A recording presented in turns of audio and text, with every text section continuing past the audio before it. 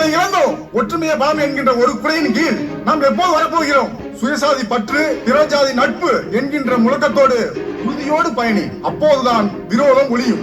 தமிழ் சமூகத்தின் பாதாள வீழ்ச்சிக்கு காரணம் ஜாதி தான். நம் பிரிவினை அரசியல் சூழ்ச்சி, நயவஞ்சக நாடகம்.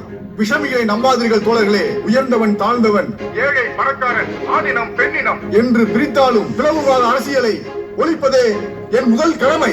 ஊழல் மலிந்து கிடக்கிற அரசியல் கலாச்சாரத்தை ஒழிப்போம். மக்களுக்கு நன்றாக தெரியும் இங்கு யார் வரணும் யார் வரக்கூடாது என்று. வாழ்க தமிழ், வளர்க உழவு தொழில்.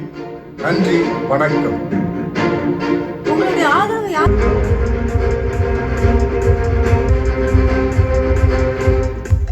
நூற்றுக்கு மேற்பட்ட பள்ளிகளை மூடிவிட்டு ஆயிரக்கணக்கான மதுக்கடைகளை திறப்பதுதான் இந்த ஆட்சியாளர்களின் திறமையாக இருக்கிறது. இருக்க இடமில்லை, குடிக்க கஞ்சி இல்லை, உழைக்கும் ஏழை உழைத்துக் கொண்டே இருக்கிறான்.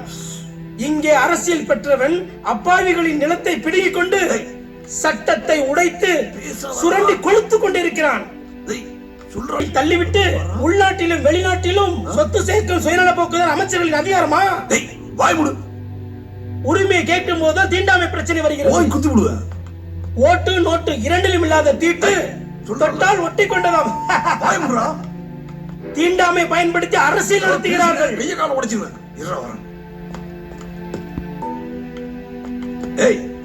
பேசாதன்னு சொல்றல. அரசு உயர் பதவிகளுக்கு நாங்கள் வரக்கூடாதா?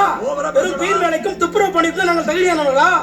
ஒருபோது அரசு பயங்கரவாதத்தை காட்டில் அடக்கிவிட முடியாது. வாக்கு வங்கிகளை உடைப்பதற்காகவே இடஒதுக்கீடு தந்து தமிழகத்தில் தந்திர அரசியல் நடக்கிறது.